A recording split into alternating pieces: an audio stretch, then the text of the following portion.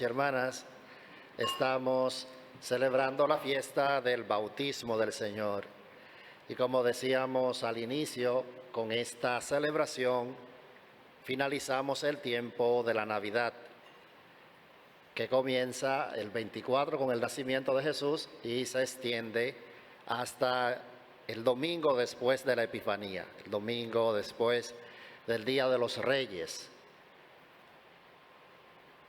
Y nosotros como iglesia pues vivimos un año litúrgico, un tiempo, y en cada momento pues resaltamos una parte del ministerio de Jesús, una parte de la vida de Jesús. Mañana comienza el tiempo ordinario. Durante el tiempo ordinario pues vemos la vida de Jesús, el día a día de Jesús, el ministerio de Jesús, y también los colores litúrgicos nos ayudan. Con el tiempo ordinario tenemos el color verde, color de la esperanza, y se extiende durante 34 semanas. En 34 semanas, los que participamos en misa diaria o leemos el Evangelio diario, pues vamos viendo la misión de Jesús, el accionar de Jesús. Recuerden que la misión de Jesús es anunciar el reino de los cielos. Esa es la misión central de Jesús y con él se inicia el reinado de los cielos y llega a su plenitud cuando estemos ya con él cara a cara. Durante este tiempo, pues la iglesia comienza mañana el tiempo ordinario y se interrumpe ahora para el miércoles 18 de febrero, que es el miércoles de ceniza. Y ahí iniciamos otra parte dentro del año litúrgico y se centra la liturgia en la pasión de Jesús. Pasión, muerte y resurrección, 40 días, luego vivimos el Triduo Pascual, Jueves Santo, Viernes y Sábado, y en la madre de todas las vigilias, la vigilia del Sábado Santo, pues ahí Jesucristo vence la muerte de una vez y para siempre, y comienza entonces el domingo, el tiempo de Pascua, 50 días de reflexión sobre el acontecimiento de la resurrección. Y también Jesús se va apareciendo a los discípulos. Terminados esos 50 días, retomamos el tiempo ordinario y continuamos las semanas que nos faltan, y con la fiesta de Cristo Rey, ya finalizando el año litúrgico, damos paso al siguiente año, que es con el Adviento. Celebramos el Adviento, que es preparación para el nacimiento del Hijo de Dios, la encarnación, y llegamos a Navidad y ahí termina el año litúrgico. Se hace cada 3 años se celebra, vemos el ciclo A, el ciclo B y el ciclo C, lo que cambian son los evangelios. Ahora hemos comenzado recientemente el ciclo A. De ahí que a los que quieran darle seguimiento, pues van viendo el evangelio de cada día, y es una oportunidad también de leer la Biblia poco a poco, con la liturgia que nos pone la iglesia, que siempre tiene algún eje transversal, el Evangelio, el Salmo, la segunda lectura, y el de este domingo es el bautismo del Señor. Vamos a ver un poco, bien breve, la liturgia de la palabra. Hemos leído Isaías 42. Esta parte de Isaías, el libro de Isaías está dividido en 3 bloques. En esta parte se está viendo el canto del siervo del Señor. En la reflexión teológica de la iglesia, pues algunos textos del Antiguo Testamento, ya en la lectura posterior, claro, hace énfasis en Jesús. Se hace una relectura del Antiguo Testamento a partir de Jesús, a partir del Hijo del Hombre.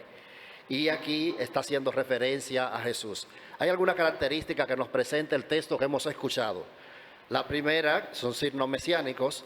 La primera es que es elegido por Dios. La segunda, revestido de espíritu. Y la tercera, está destinado a manifestar a todos los pueblos la voluntad de Dios. Eso se parece mucho a Jesús. En Jesús se encarna esa profecía de Isaías. ¿Y de qué forma, dice el texto, de qué forma lo va a hacer el siervo del Señor? Dice que no lo hará a través de los medios tradicionales, que son la fuerza, sino con un régimen de comprensión y ayuda a la debilidad de los otros. Dos elementos interesantes y determinantes en este texto. El primero es la comprensión y el segundo la ayuda. De ahí ya se va desvelando el tema de la encarnación del Hijo de Dios.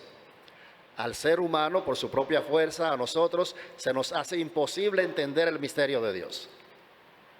¿Por qué? Porque sobrepasa nuestra capacidad humana. De ahí que Dios quiso enviar a su Hijo para que se encarnara y de esa forma nosotros podamos entenderlo y acercarnos también. Dios se hace hombre para que el hombre y la mujer se acerquen a Dios. Y ese es el misterio que hemos celebrado en la encarnación y que el profeta Isaías hace referencia en torno al tema de la cercanía, en torno al tema de la comprensión. El Concilio Vaticano II hace referencia también que si queremos entender el misterio del hombre, debemos entender primero el misterio de Dios, refiriéndose a Jesucristo que se ha encarnado. De ahí que nosotros en nuestra oración personal, cuando nos acercamos a la palabra de Dios, siempre debemos hacerlo invocando la presencia del Espíritu Santo. Consciente de que la capacidad no está en nuestra inteligencia, sino que está en la sabiduría que viene de Dios. Recuerden el capítulo 9 de Sabiduría, un texto muy leído por nosotros, cuando el rey Salomón pide la sabiduría para gobernar a su pueblo. De ahí nosotros también debemos pedir sabiduría para entender el misterio de Dios y para entendernos nosotros. El profeta Isaías, además de los elementos propios de la parte del siervo del Señor, dice que esa misión de siervo es para la liberación de los ciegos y prisioneros que representa a los hombres esclavizados del mal.